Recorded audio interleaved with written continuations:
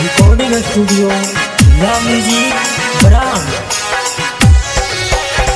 सुनहिया बारी तोहर नाम के छौरी, सुनहिया बारी तोहर नाम के छौरी, आपन कमरा हिला के लेबे जान के छौरी, आपन कमरा हिला के लेबे जान के छौरी।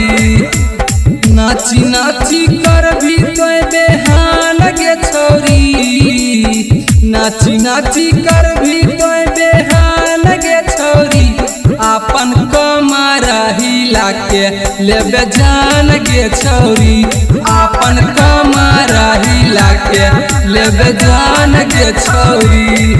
गे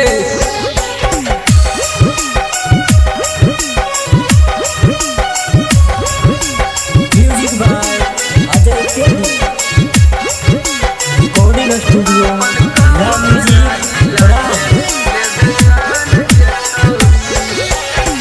लइका जब देखो हो तो कहे हो नमूना, पहिले से ज्यादा बढ़ा गेलो झूना झूना, पहिले से ज्यादा बढ़ा गेलो झूना झूना। लइका जब देखो हो तो कहे हो नमूना, पहिले से ज्यादा बढ़ा गेलो झूना झूना। ताकी ताकी मरली तोए बान के छौरी, ताकी ताकी मरली तोए बान के छौरी, आपन कमरा हिला के लेबे जान के छौरी, आपन कमरा हिला के लेबे जान के छौरी।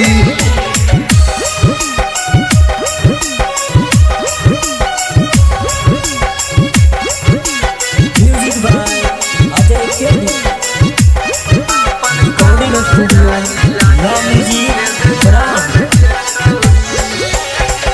राइटर रूप से रोशन पड़ल हो पीछा, कहिया पुरेबे बोले मानमा के इच्छा,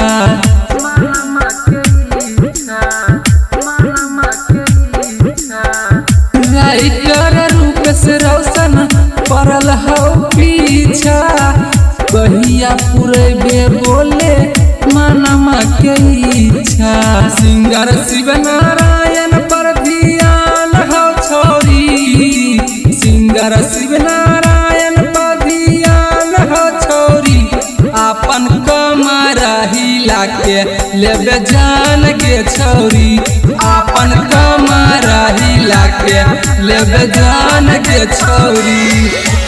नाची नाची कर भी तो बेहान के छौरी, नाची नाची कर भी तो बेहान के छौरी, आपन कमरा हिला के लेबे जान के छौरी, आपन कमरा हिला के लेबे जान के छौरी।